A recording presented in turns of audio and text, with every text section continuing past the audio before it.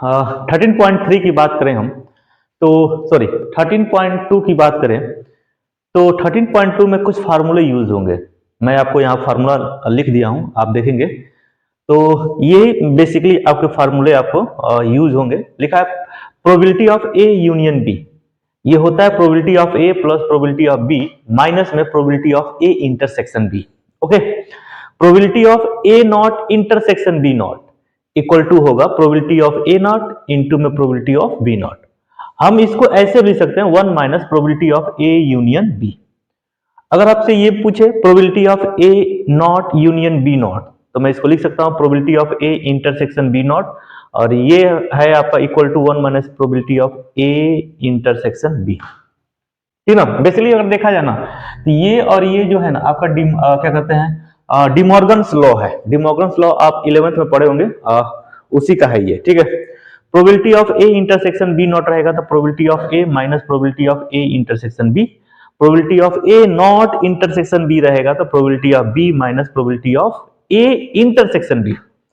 और बेसिकली इन चीजों का तो बहुत ज्यादा हम यूज करने वाले हैं। ठीक है, और जहां भी प्रोबेबिलिटी में एंड कहेगा, जैसे ए एंड बी कह देगा तो हम वहां पे इंटरसेक्शन का यूज करेंगे, और कभी कभी ए और बी कहेगा तो हम उसे यूनियन यूज करेंगे। ठीक है, अब आप देखेंगे क्वेश्चन नंबर 3 आप देखेंगे तो क्वेश्चन नंबर 3 में आप देखेंगे तो कह रहा है कि अ box of oranges in inspected bye examining 3 randomly selected oranges drawn without replacement.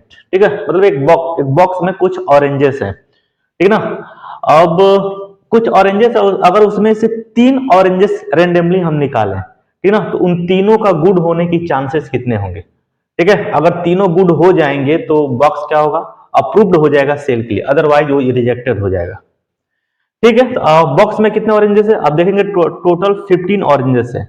अब उसमें 12 जो है गुड हैं और 3 जो है आपके बैड ऑरेंजेस हैं। ठीक है, तो पहले हम देखते हैं बॉक्स। ये बॉक्स है, इस बॉक्स में टोटल ऑरेंजेस कितने हैं 15। अच्छा, गुड कितने हैं, गुड ऑरेंजेस हैं आपके 12 और बैड ऑरेंजेस हैं आपके 3। कह रहा है रेंडमली अगर मैं 3 ऑरेंजेस निकालूं, कोई 3 ऑरेंजेस निकालो, ठीक है, विदाउट रिप्लेसमेंट है, मतलब 3 निकाले हैं तो ये नहीं कि मतलब इसको फिर से वापस रख देंगे, विदाउट रिप्लेसमेंट का केस है। तो तीनों का गुड होने की प्रोबेबिलिटी कितनी होगी। अगर तीनों गुड निकल जाएगा तो ये बॉक्स क्या होगा, अप्रूव्ड हो जाएगा सेलिंग के लिए। ठीक है, तो देखते हैं, तो लिखूंगा प्रोबेबिलिटी ऑफ तीनों का गुड होने का बच्चा, प्रोबेबिलिटी क्या होगा देखेंगे। अच्छा, गुड के लिए क्या है, कितने गुड है आपके पहले के लिए, इसके लिए गुड होने की प्रोबेबिलिटी कितनी होगी, तो पहला गुड कितने हैं टोटल 12 और टोटल कितने ऑरेंजेस हैं 50। ठीक है, फिर दूसरे की गुड होने की, अब तो एक गुड निकल गया, दूसरा गुड होने की प्रोबेबिलिटी क्या होगी, अब एक निकल चुका है तो गुड में टोटल कितने बचे 11। अब देखिए, अब टोटल कितने अब हो गए 14 हो गए, क्योंकि एक तो निकल चुका है, अब कितने हो गए 14। ठीक है, दूसरा गुड का हो गया, तीसरे गुड होने की चांसेस कितने हो जाएंगे, अब देखो 2 गुड निकल चुका है तो अब कितने बचा 10। अब जब 2 निकल चुका है तो अब टोटल कितने ऑरेंजेस हो गए 30। ठीक है, अब इसको सॉल्व कर लेंगे, तो आप इसको सॉल्व करिए, 2 छक्के 12, 2 सत्ते 14। ठीक है, अब कुछ और आपका कटने वाला नहीं है। ठीक है, तो कितना हो जाएगा, आप इसका मल्टीप्लाई कर लेंगे आप, तो 66 इंटू में 10 अपान में 15 सत्ते 135, नहीं 15 सत्ते 105 तो 35 5। ठीक है, 105 इंटू में 13, अब इसको मल्टीप्लाई कर लेंगे, आपका आंसर आ जाएगा। ठीक है, या यहीं पे ऐसे करके छोड़ देंगे तो भी आपका आंसर आ जाएगा। ठीक है, तो ये था इसका आंसर। नेक्स्ट देखते हैं 4 नंबर क्वेश्चन। अब इस क्वेश्चन को ध्यान से देखेंगे आप लोग। 4 नंबर क्वेश्चन है, कह रहा है कि एक कॉइन है और एक अनबेस्ड डाइस है। अनबेस्ड डाइस मतलब होता है फेयर डाइस है, ये क्या फेयर डाइस है, दोनों को टॉस किया जा रहा है, दोनों को उछाला जा रहा है। तो 2 इवेंट्स का चर्चा किया, एक इवेंट्स कह रहा है कि हेड अपीयर्स, कॉइन पे हेड आने का, दूसरा बी इवेंट है, कह रहा है डाई पे 3 आने का। ठीक ना, अगर कॉइन पे हेड आए और डाई पे 3 आए तो बताइए ये दोनों इवेंट्स जो होंगे आपके इंडिपेंडेंट होंगे कि नहीं होंगे। तो जब भी इंडिपेंडेंट होगा, डिपेंडेंट होगा या जो भी चेक करना होगा तो हम जानते हैं इंडिपेंडेंट का फॉर्मूला क्या होता है। इंडिपेंडेंट का फॉर्मूला होने का मतलब होता है कि A intersection B, probability of A intersection B क्या होता है, probability of A into probability of B. ठीक है, हाँ ये इंडिपेंडेंट होने का केस है। अगर ये दोनों इक्वल हो जाएगा तो इंडिपेंडेंट हो जाएगा।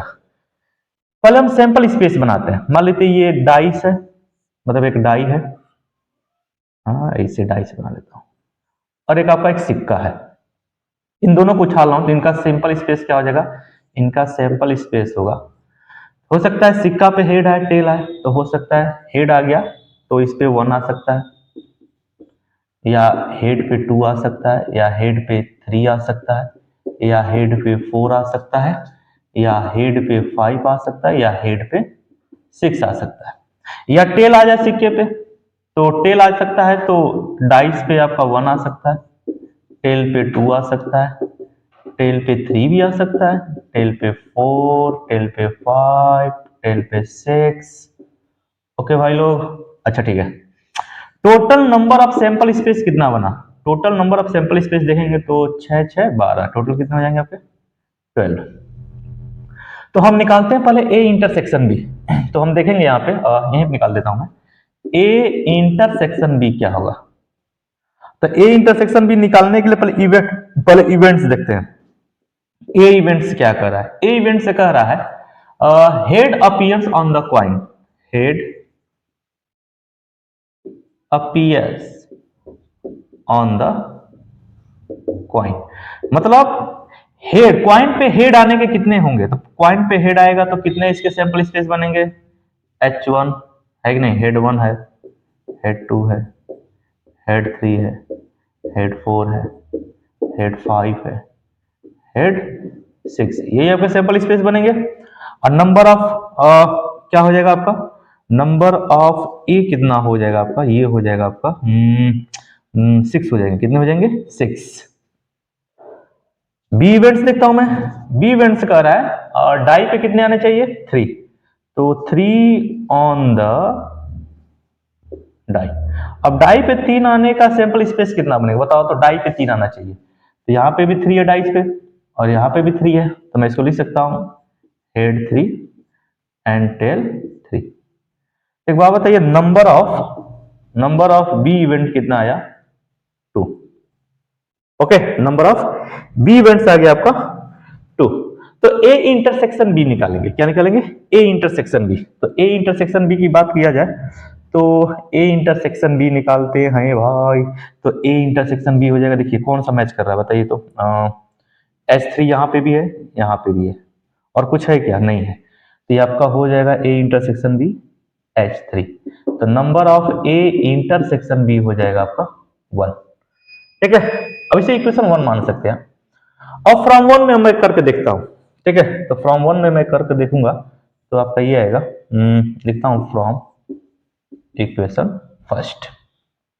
फ्रॉम इक्वेशन फर्स्ट में देखूंगा तो probability of A intersection B equal to probability of A into probability of B.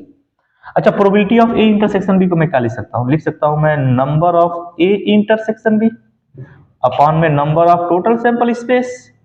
तो यहां पर लिख सकता हूं number of A events upon में number of total sample space into में ये हो जाएगा number of B events upon में number of total sample space. Okay भाई लोग, अब ध्यान देंगे, number of A intersection B कितना है 1 है, और टोटल सैंपल स्पेस कितने हैं भाई, number of total sample space 12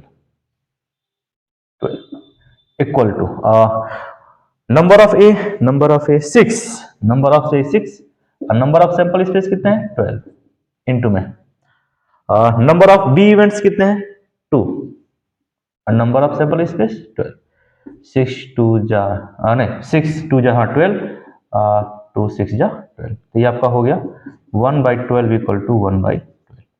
अब ध्यान देंगे ये आपका इक्वल हो गया ना, तो जब भी आप देखेंगे P intersection B equal to P A into P B आपका इक्वल हो जाएगा, तो आपका क्या हो जाएगा, ये हो जाएगा इंडिपेंडेंट इवेंट। अगर ये नहीं होगा तो क्या हो जाएगा, डिपेंडेंट हो जाएगा। तो लिखेंगे so it is it is independent events. हाँ, आपको हमेशा इसी को इक्वल करना है। जब भी ये इक्वल होगा तो इंडिपेंडेंट होगा, इक्वल अगर नहीं हुआ, मान लीजिए इक्वल नहीं हुआ तो क्या हो जाएगा, डिपेंडेंट हो जाएगा या नॉट इंडिपेंडेंट हो जाएगा, और क्या। ओके, ठीक है। नेक्स्ट मैं क्वेश्चन देखता हूं, बहुत अच्छा क्वेश्चन है। नेक्स्ट, ठीक है। अब 4 नंबर क्वेश्चन, 5 नंबर क्वेश्चन देखेंगे, ये ना 4 नंबर क्वेश्चन जैसा ही है। कह रहा है एक डाई पे 1 2 3 जो नंबर लिखे गए हैं वो रेड में लिखे गए हैं, और बाकी जो नंबर है 4 5 6 जो नंबर है वो आपके ग्रीन में लिखे गए हैं। तो कह रहा है ए इवेंट्स में कह रहा है कि नंबर इज इवन, और बी इवेंट्स में कह रहा है द नंबर इज रेड। तो पहले मैं एक डाइस का मैं सैंपल स्पेस बनाता हूं। तो सैंपल स्पेस देखेंगे तो डाई में कितने सैंपल, एक डाई का सैंपल स्पेस क्या बनेगा, 1 2 3 4 5 6। अब ध्यान देने वाली बात यह है कि 1 2 3 जो है ना ये रेड में लिखा गया, किसमें लिखा गया, रेड में, ठीक है। एंड 4 5 6 जो है ये आपका किसमें है, ग्रीन में लिखा गया है। ओके, तो ए इवेंट्स आपका क्या कहता है, ए इवेंट्स कहता है आपका, ए इवेंट्स कह रहा है कि the number is even, the number is even. तो ए इवेंट का सैंपल स्पेस क्या बनेगा, इवन नंबर का। अच्छा, इवन नंबर आपका क्या होगा, 2 होगा, 4 होगा, एंड क्या हो जाएगा आपका 6। अच्छा, 2 जो है ना ये किस में है, रेड में है, और ये जो 4 है ये किस में है, ग्रीन में है, और 6 किस में है, ग्रीन में है, ठीक है ना, ग्रीन में है। बी इवेंट्स देखेंगे तो बी इवेंट्स कह रहा है आपका the number is red, the number is red. तो इसका सैंपल स्पेस क्या बनेगा, रेड नंबर का पूरा, तो ये हो जाएगा 1 2 3। ये सब रेड में है, ये सब क्या है, रेड में है, क्या है, रेड में। तो ए इंटरसेक्शन बी क्या बनेगा आपका, बताइए तो, ए इंटरसेक्शन बी, तो ये इंटरसेक्शन बी बनेगा, देखेंगे 2 और 2 मैच कर गया, क्या मतलब, देखिए 2 दोनों रेड में है, तो इसको 2 रेड में 2 आर लिख दे रहा हूं मैं, 2 रेड लिख दे रहा हूं, कोई दिक्कत नहीं ना है। तो आपका number of A intersection B बन गया आपका 1। ओके ओके, ठीक है। नंबर ऑफ ए इवेंट कितना है आपका, 3 है। नंबर ऑफ आपका बी इवेंट्स कितने हैं आपके, 1 2 3, ये भी 3 है। तो मुझे प्रूफ करना है कि ये जो आपका प्रोबेबिलिटी है ये इंडिपेंडेंट है कि डिपेंडेंट है। तो मैं अभी बोला हूं कि इंडिपेंडेंट होने का शर्त क्या होता है, वो होता है आपका A intersection B equal to क्या होता है, probability of A intersection B equal to होता है probability of A into probability of B. अगर दोनों बराबर आ गया तो हमारा क्या हो जाएगा, इवेंट इंडिपेंडेंट हो जाएगा। तो probability of A intersection B कितना हुआ, तो आप ध्यान देंगे, तो इसको मैं लिख सकता हूं number of A intersection B upon में number of total sample space. फिर मैं लिख सकता हूं और नंबर ऑफ ए अपॉन में number of sample space into में नंबर ऑफ बी अपॉन में number of sample space. Okay भाई लोग, okay. Number of A intersection B कितना है, 1। नंबर ऑफ सैंपल स्पेस कितना है, 1 2 3 4 5 6 है। नंबर ऑफ ए इवेंट्स कितने हैं आपके, 3 है, और number of sample space 6 into में नंबर ऑफ बी कितना है, 3 अपॉन में ये कितना हो जाएगा, बी भी 3 है, हाँ बी भी 3 है, हाँ ठीक है 3 है, अपॉन में 6, तो ये हो जाएगा 3 2 जा 6, 3 2 जा 6। अब थोड़ा ध्यान देंगे, 1/6 इक्वल टू 1/4 आ रहा है, क्या बराबर हो रहा है, नहीं, इक्वल हो ही नहीं रहा है। तो we can say that this is not independent,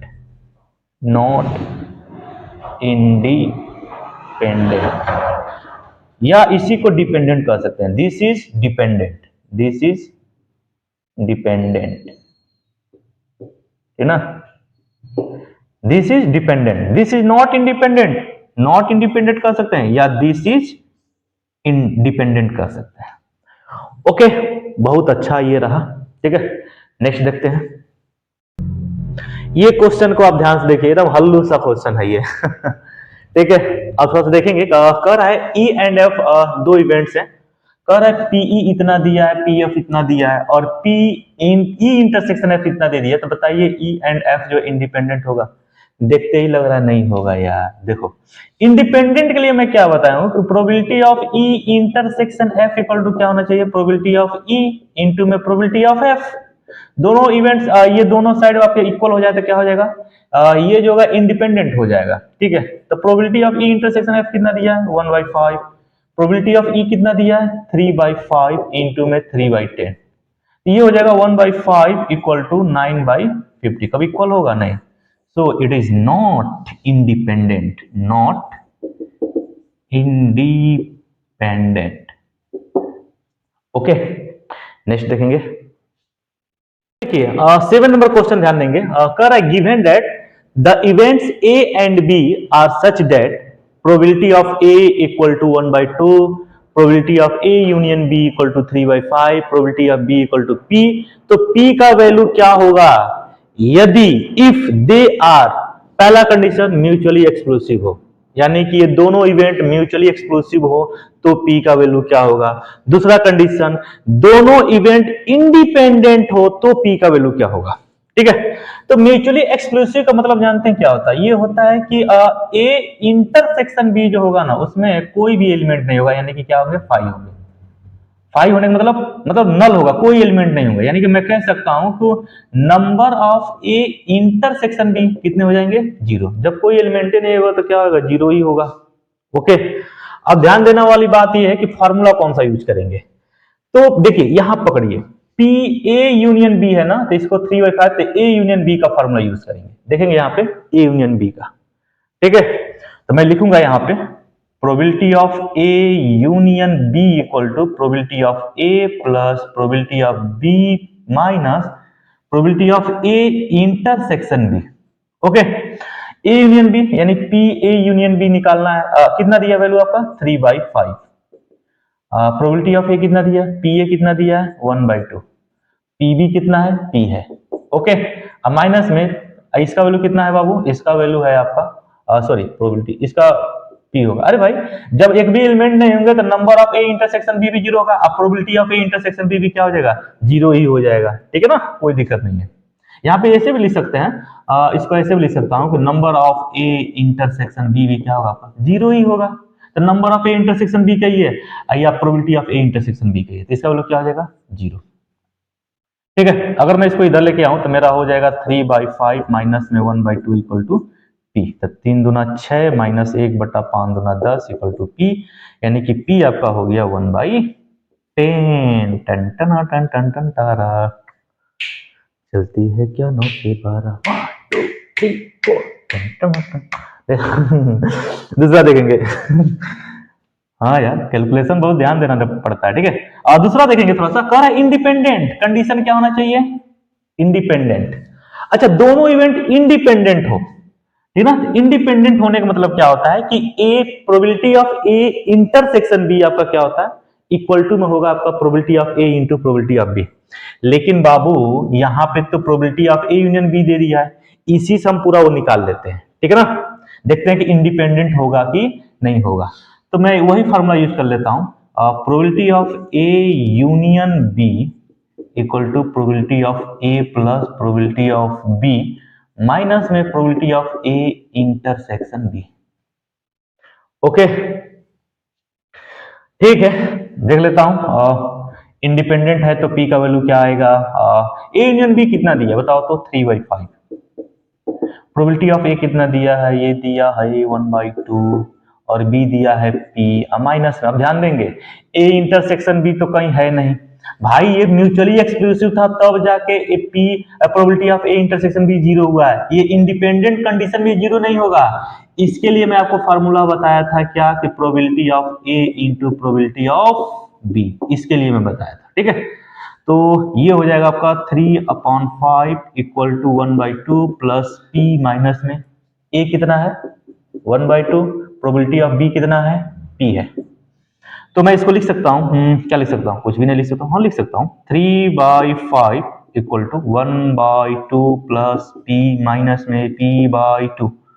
okay भाई, अच्छा दोनों का एलसीएम पी ले ले, 2 ले लेते हैं, ले लो 2 यार। 3/5 इक्वल टू क्या होगा, एलसीएम 2, 1 हो जाएगा प्लस 2p माइनस में p। तो मेरे पास क्या आएगा, मेरे पास आएगा 3/5 इक्वल टू 1 प्लस 2p में से एक p जाएगा तो एगो p बचेगा बट्टा में 2, 3 दूना 6, 6/5 equal to 1 plus p।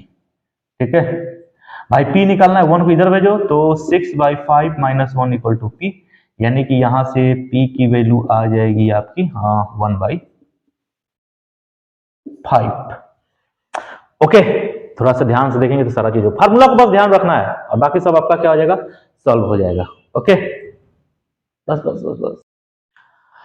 8 number question आप लोग ध्यान देंगे, कह रहा है let A and B be independent events. A और बी जो है ना दोनों इंडिपेंडेंट इवेंट्स है। कह रहा है कि पी ए जो है 0.3 है एंड पी बी जो है 0.4 है, तो हमको इन सब का वैल्यू निकालना है। ओके, तो कैसे वैल्यू निकालेंगे, ध्यान देना। ए इंटरसेक्शन बी पहले निकालना है, तो पहला देखो ए इंटरसेक्शन बी कर रहा है, तो A intersection B, probability of A intersection B क्या होता है, probability of A into probability of B.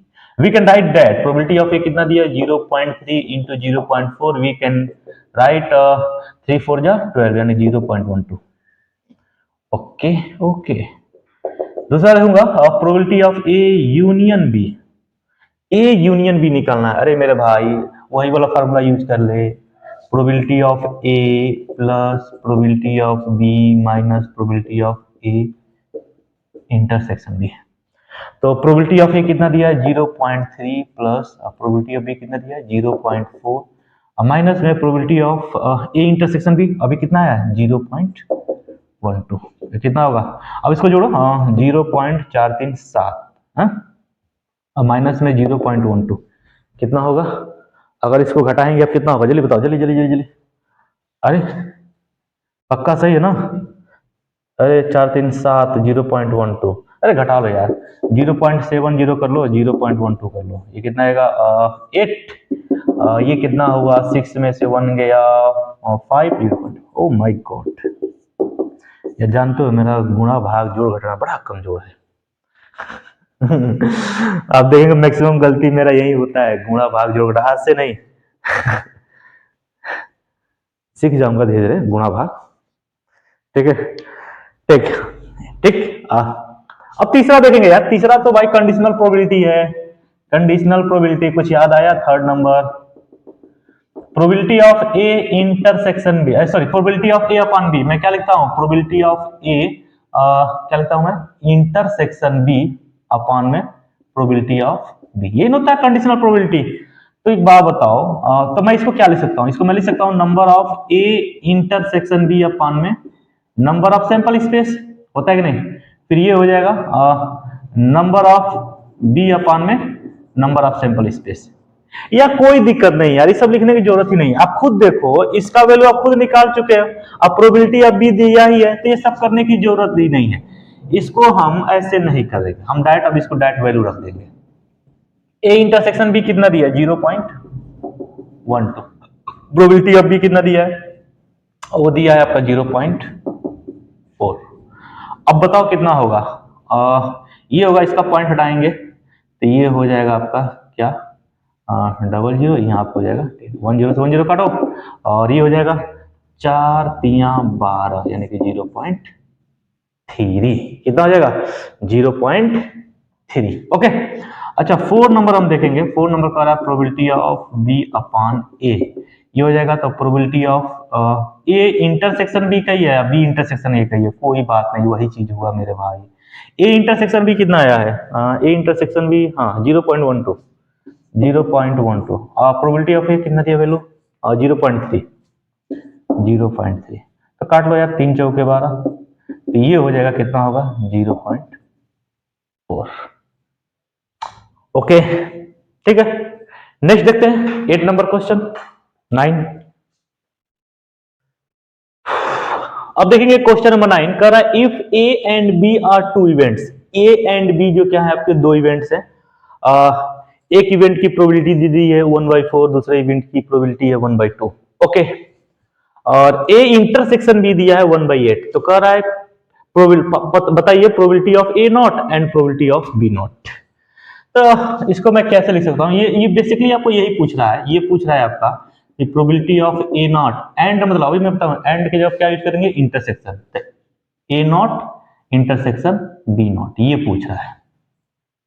ठीक है, तो अब हम ध्यान देंगे probability of A not and intersection B not. ठीक है, तो हम ये फॉर्मूला ये वाला यूज कर सकता हूं मैं, देखो तो इतना बराबर इतना, और फिर ए नॉट को मैं ये वाला यूज कर लूंगा। ठीक है, फिर बी नॉट को ये वाला यूज कर लूंगा। ठीक है, कुछ फार्मूले आपको ध्यान में रखने पड़ेंगे तभी हो पाएगा। ठीक है, तो गिवन पर देखते हैं क्या क्या दिया है। दिया है probability of A equal to 1/4, ये सब गिवन है, आप सॉल्यूशन लिखना है यार, ये सॉल्यूशन। और प्रोबेबिलिटी ऑफ बी कितना दिया है, ये दिया है 1/2, and probability of A intersection B given that 1/8, और हमको निकालना है probability of A not intersection B not. जब भी एंड बोलेगा ना तो एंड जब इंटरसेक्शन ही यूज करेंगे, एंड जब इंटरसेक्शन ही यूज करेंगे, तो मुझे ये चाहिए probability of A not intersection B not. मैं इसको लिख सकता हूँ probability of A not into में प्रोबेबिलिटी ऑफ बी नॉट। अब probability of A not equal to क्या होता है, इसको मैं लिखूंगा 1 माइनस, देखिए प्रोबेबिलिटी ऑफ ए नॉट को लिखूंगा 1 minus probability of A.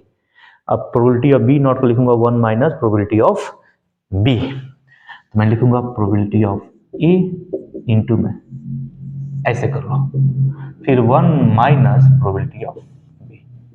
Okay, अब वैल्यू पुट कर लो बच्चा, 1 माइनस ए का वैल्यू कितना है 1/4। बोले चूड़ियां बोले कंगना, 4 1 4 एंड 3, हाय मैं हो गई तेरी साजना। आंसर होगा ध्यान देंगे, यही आपका क्या होगा, आंसर हो जाएगा। नेक्स्ट देखते हैं। ओके गाइस, हाय गाइस, देखो गाइस, तुम लोग गाइस गाइस हो गए हो कर events A and B are such that A की प्रोबेबिलिटी 1/2 है, बी की प्रोबेबिलिटी 7/12 है, नॉट ए नॉट बी की प्रोबेबिलिटी कितनी दी है 1/4। अच्छा, मैं इसको ऐसे लिख सकता हूँ ना, इसको मैं लिखता हूँ पहले सोल्यूशन।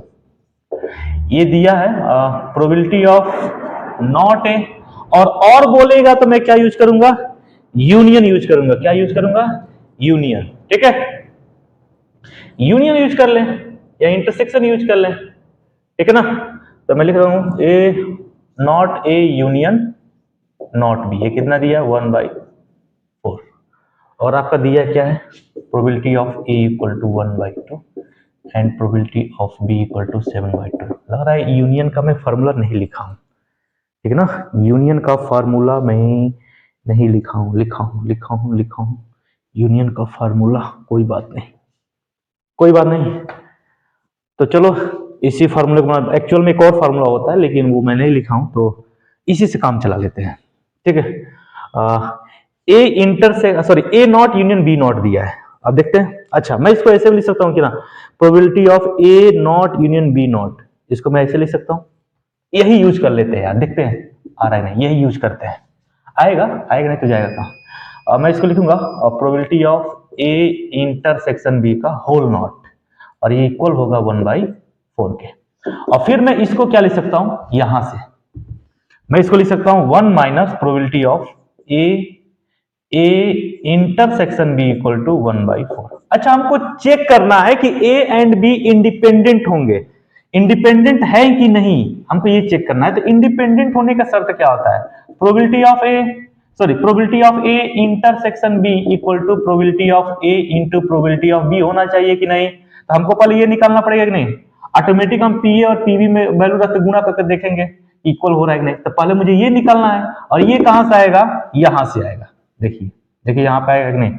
अब मैं एक काम करता हूं, इस बंदे को इधर भेज देता हूं और इस बंदे को इधर ला देता हूं, तो ये हो जाएगा 1 minus 1/4 equal to probability of A intersection B, ये हो जाएगा probability of A intersection B equal to 3/4। Okay, अब यहां पर देखते हैं, अब डायरेक्ट यहीं पर रख देता हूं वैल्यू मैं, 3/4 इक्वल टू, और प्रोबेबिलिटी ऑफ ए कितना दिया है 1/2 इंटू में 7/12, तो ये हो जाएगा 3/4, इक्वल होगा ही नहीं यार, नॉट इक्वल लिखेंगे। So this is not this is not independent. Independent events लिख सकते हैं, ठीक है ना। ये दोनों इवेंट्स क्या है, इंडिपेंडेंट नहीं है। ओके, नेक्स्ट देखते हैं। इस क्वेश्चन को ध्यान से देखिए। कह रहा है गिवन टू इंडिपेंडेंट इवेंट्स, दो इवेंट्स हैं जो इंडिपेंडेंट है। कह रहा है कि पहले का प्रोबेबिलिटी दिया है 0.3, दूसरे इवेंट का प्रोबेबिलिटी है 0.6। तो हमको चार टाइप के क्वेश्चन का जवाब देना है। पहला कह रहा है probability of A and B. बाबू मैं कई बार बोला हूं कि जब भी ए एंड बी आएगा तो हम क्या यूज करेंगे, इंटरसेक्शन। जब भी और आएगा तो मैं क्या यूज करूंगा, यूनियन। ओके ओके, तो मैं पहले देखता हूं सोल्यूशन, ठीक है ना। सॉल्यूशन सॉल्यूशन, ठीक है। पहला देखो, पहला कह रहा है कि ए एंड बी निकालना है, तो प्रोबेबिलिटी ऑफ ए एंड की जगह पे इंटरसेक्शन बी। ए बाबू क्या होता है, probability of A into probability of B. अरे होगा ना, ए कितना दिया है 0.3, बी कितना दिया है 0.6, कितना हो गया 36 18, यानी कि 0.18। इसकी क्या हो गई, प्रोबेबिलिटी हो गई, ठीक है। ठीक है, दूसरा देखते हैं। ये पहला था, दूसरा कह रहा है प्रोबेबिलिटी ऑफ ए एंड जगह पे इंटरसेक्शन एंड बी नॉट, यानी कि बी नॉट। अब बताइए, मैं ये वाला फॉर्मूला यूज कर सकता हूं, जरूर यूज करूंगा मैं ये वाला फॉर्मूला, ठीक है। तो मैं इसको लिखूंगा प्रोबेबिलिटी ऑफ ए माइनस में probability of A intersection B, ठीक है ना। जब भी ये रहेगा तो आप ये यूज करेंगे, ठीक है। तो प्रोबेबिलिटी ऑफ ए कितना हुआ बताइए, इसका वैल्यू कितना है 0.3, माइनस में probability of A intersection B अभी निकाले हैं 0.18। अब इसको सॉल्व करेंगे तो देखते हैं। 0.3 में से 0.18 घटाएंगे, कितना घटेगा, दो में से एक जाएगा 1.0, ये हो जाएगा 0.12। ओके, दूसरा हो गया। तीसरा देखते हैं, थर्ड नंबर हाँ यही बता देता हूं मैं। थर्ड देखो, कह रहा है प्रोबेबिलिटी ऑफ ए और बी, जब भी और आएगा तो यूनियन यूज करूंगा, A union B. A union B के लिए मैं ये फॉर्मूला यूज कर लेता हूं, बड़ा मजा आ रहा है यार। फार्मूला बस थोड़ा सा दिमाग में रहेगा तो सारा चीज हो जाएगा। Probability of A plus probability of B minus में probability of A intersection B. अब बताओ बाबू वैल्यू, ए कितना दिया है 0.3, प्रोबेबिलिटी ऑफ बी कितना दिया है 0.6, माइनस में ए इंटरसेक्शन बी कहाँ निकला है, यहाँ पे 0.18। अब बताइए 6 3 9, यानी कि 0.9 में से 0.18 घटाना है 2, और कितना हो गया 8 में से एक जाएगा 7, 0.72, ये हो जाएगा 0.72, ठीक है। ओके, 4 नंबर क्वेश्चन देखेंगे। 4 नंबर क्या कह रहा है, कह रहा है नाइदर ए नॉर बी। क्या कह रहा है, नाइदर ए नॉर बी, यानी कि ना ही ए है और ना ही बी है, तो मतलब नॉट का ही फॉर्म है ये। मतलब प्रोबेबिलिटी ऑफ ए नॉट और ना ही आपका बी है, यानी कि intersection B not, A not intersection B not, ठीक है। तो मैं देखता हूं क्या करूंगा मैं, probability of A intersection B not, हाँ मैं यही यूज कर लेता हूं, यही डायरेक्ट मैं यही, इसके जवाब पे मैं देखो ये वाला मैं यहाँ पे यूज कर लेता हूँ, ठीक है ना। मैं इसको लिखूंगा 1 minus probability of A union B, ठीक है। मैं इसको ऐसे भी लिख सकता हूँ, probability of A in A not, मैं ऐसे भी लिख सकता हूँ, मैं इसको ऐसे भी लिख सकता हूँ, प्रोबेबिलिटी ऑफ ए नॉट, ठीक है ना। फिर मैं क्या लिख सकता हूँ, इंटू में प्रोबेबिलिटी ऑफ बी नॉट, ठीक है। फिर तब मैं इसको वही लिखना पड़ेगा, वही फॉर्म में 1 minus probability of A union B, इसलिए मैं इसके जगह डायरेक्ट मैं ये लिख दिया था, ठीक है।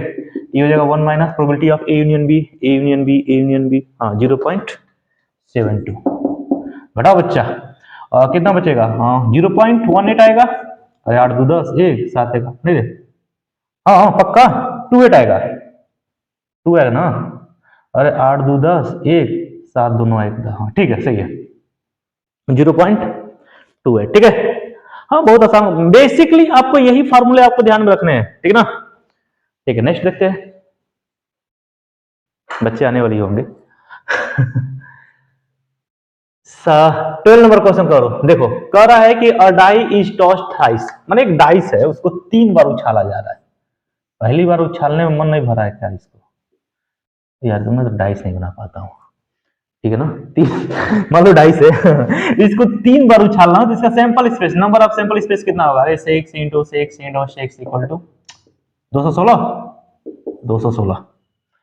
अच्छा देखो कह रहा है कि कम से कम एक ऑड नंबर आने की प्रोबेबिलिटी क्या होगी? कम से कम एक, क्या कर getting an odd number at least once, कम से कम एक ऑड नंबर आने की प्रोबेबिलिटी क्या होगी?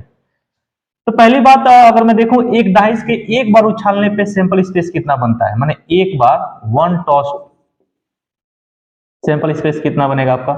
1 2 3 4 5 6। एक बात बताऊं, एक कह रहा है देखो अगर इसको कहूं मैं इवन नंबर, इसमें कितने इवन नंबर होंगे? इसमें इवन नंबर आपका होगा 2 4 6। ऑड नंबर कितना हो जाएगा? ऑड नंबर होगा आपका 1 3 5। देखो बराबर बराबर नंबर है कि नहीं? तो एक इवेंट नंबर की प्रोबेबिलिटी क्या होगी? मान लो इवेंट को मैं ई मान लेता हूं, इवेंट ई है, ये इवेंट क्या है? एफ मान लेता हूं। तो प्रोबेबिलिटी ऑफ ई इवेंट माने एक इवेंट नंबर आने की प्रोबेबिलिटी कितनी होगी? और 3 अपान में कितना है टोटल सैंपल स्पेस? 6, यानी कि 1/2। उसी तरह प्रोबेबिलिटी ऑफ एफ इवेंट कितना हो जाएगा? 3/6 यानी कि 1/2। यानी कि इवेंट नंबर और ऑड नंबर इवेंट की, इवेंट नंबर और ऑड नंबर की प्रोबेबिलिटी कितनी आएगी? बराबर बराबर आएगी। इवेंट नंबर की भी 1/2 और क्या कहते हैं ऑड नंबर की भी प्रोबेबिलिटी क्या होगी? 1/2, मतलब बराबर बराबर है ये नंबर आने की चांसेस, ठीक है। तो हमको प्रोबेबिलिटी निकालना है एटलीस्ट, मतलब कि ऑड नंबर, एक ऑड नंबर, ठीक है ना। Probability of an odd number at least once. एक ऑड नंबर आने की प्रोबेबिलिटी कितनी होगी? कम से कम एक बार। तो एक बार आने की प्रोबेबिलिटी क्या होगी? ये हो जाएगी आपकी 1 माइनस प्रोबेबिलिटी ऑफ, ठीक है ना, 1 minus probability of odd number. हाँ ऑड नंबर मतलब एक भी बार ऑड नंबर आने की प्रोबेबिलिटी नहीं होनी चाहिए। भाई एक बात बताइए, ऑड नंबर प्रोबेबिलिटी आने की चांसेस क्या होगी? मतलब एक भी बार इवन नंबर प्रोबेबिलिटी आने की चांसेस ना हो, एक भी बार इवन नंबर प्रोबेबिलिटी आने की चांसेस ना हो।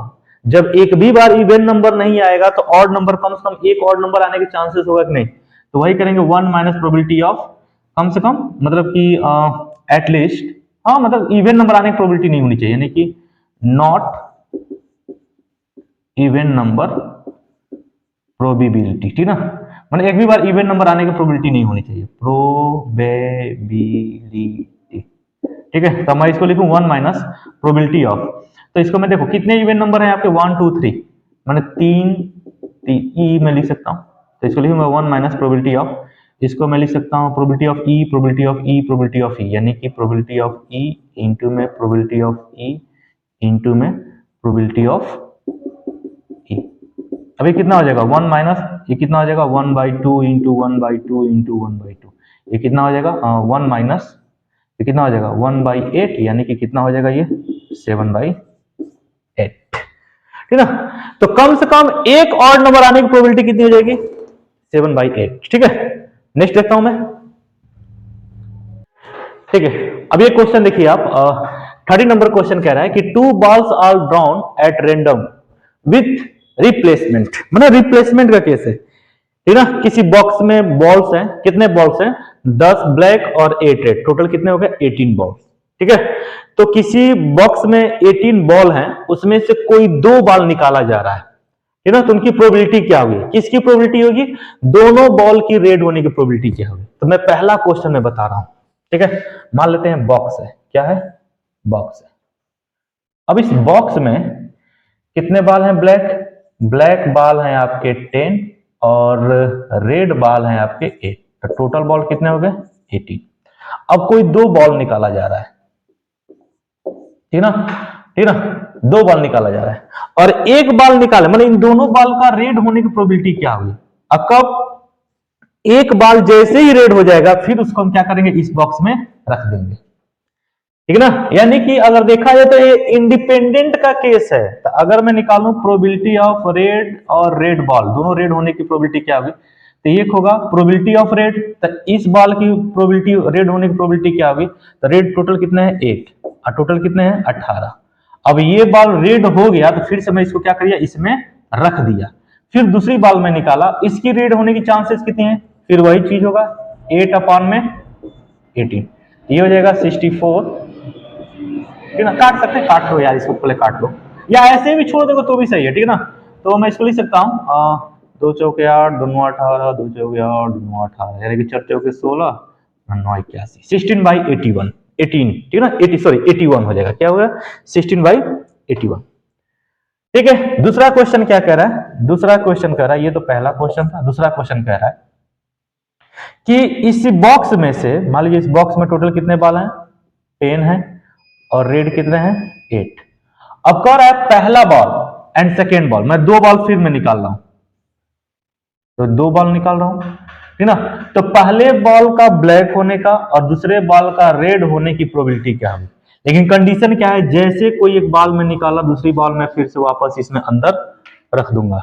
ओके, तो ये क्या हो जाएगी, बड़ो चुपचाप, ये क्या हो जाएगी, probability of black and red ball. तो प्रोबेबिलिटी देखिए, ब्लैक बॉल कितनी है 8, तो 8 अपॉन में हो जाएगा आपका 18 इंटू में इसका चांसेस कितने होंगे, देखो अब मैं इसको निकाल दिया, फिर वापस मैं इसको रख दिया, फिर दूसरा मैं निकाला, तो इसका रेड होने के चांसेस कितने हो जाएंगे, इसकी रेड होने के चांसेस, अच्छा ब्लैक होने के चांसेस कितने हो जाएंगे, सॉरी एक बॉल ब्लैक होने की चांसेस कितने हो जाते हैं, टोटल कितने ब्लैक बॉल हैं 10 और टोटल आउट ऑफ कितने हैं 18। अच्छा इस बॉल का रेड होने की चांसेस कितने हैं, टोटल कितने हैं रेड बॉल 8, ठीक ना, और ये कितना हो जाएगा 18, 18 में से 8, तब इसको आप काट सकते हैं, 2 25 10, 2 9 18, 2 चौके 8, 2 9 18, ये हो जाएगा 5 चौके 20 बटा में 9 9 81। ओके, फिर मैं नेक्स्ट देखता हूं, ठीक है, थर्ड नंबर क्वेश्चन देखेंगे। अब थर्ड नंबर क्वेश्चन देखेंगे, कह रहा है एक बॉक्स में टोटल कितने बॉल हैं बाबू, ब्लैक बॉल हैं कितने कितने कितने 10, रेड बॉल हैं कितने 8, तो कह रहा है one of them is black and other is red, तो कोई 2 बॉल मैं निकाल रहा हूं, ठीक है ना, तो मान लीजिए ये 2 बॉल हुआ है, ठीक है ना, तो कह रहा है कि एक का ब्लैक और दूसरे का रेड होने किसने चांसेस है, मान लीजिए ये ब्लैक हो जाए ये रेड हो जाए, या ये रेड हो जाए ये ब्लैक हो जाए, तो सैंपल स्पेस अगर मैं देखूं तो क्या बनेंगे आपके, ब्लैक का रेड, फिर क्या बनेगा रेड का ब्लैक, ठीक है ना। अच्छा एक बार मैं निकाल लिया हूं तो फिर मैं वापस से क्या करूंगा इसमें रख दूंगा, तो पहले मैं देखता हूं probability of black red and red black का, ठीक है ना, तो एंड है ना, तो एंड के लिए मैं क्या यूज करूंगा बताइए, एंड के लिए मैं इंटरसेक्शन भी यूज कर सकता हूं, क्या यूज कर सकता हूं इंटरसेक्शन। तो ब्लैक रेड के लिए तो बताइए, ब्लैक बॉल पहले के लिए, पहले की ब्लैक होने के चांसेस कितने हैं, तो ये हो जाएगा 10 बाई टोटल कितना है 18, ठीक है, फिर दूसरे की रेड होने की चांसेस कितने हैं, इंटू लगाएंगे, रेड कितने हैं आपके 8, तो 8/18, क्योंकि ये बाल जो मैं एक निकाल रहा हूं ना, मैं यहीं पे पर्टिकुलर रख नहीं रहा हूं, मैं फिर से वापस उस बक्से में डाल दे रहा हूं, इसलिए आपके नीचे का सैंपल यानी टोटल बाल क्या होंगे सेम ही होंगे। अच्छा इंटरसेक्शन यानी कि बीच में प्लस, रेड बॉल कितने हैं, रेड बॉल है आपके 8 आउट ऑफ 18 इंटू में ब्लैक बॉल कितने हैं 10/18, इसको सॉल्व कर लेंगे, 2 से 2 25 10, 2 9 18, 2 चौके 8, 2 9 18, 2 चौके 8, 2 25 10, 2 9 18, 5 चौके 20 अपॉन में 81 प्लस में 20 अपॉन में 81, we can write that 40 upon में 81। ये रहा 30 नंबर क्वेश्चन। ओके, अब नेक्स्ट देखेंगे।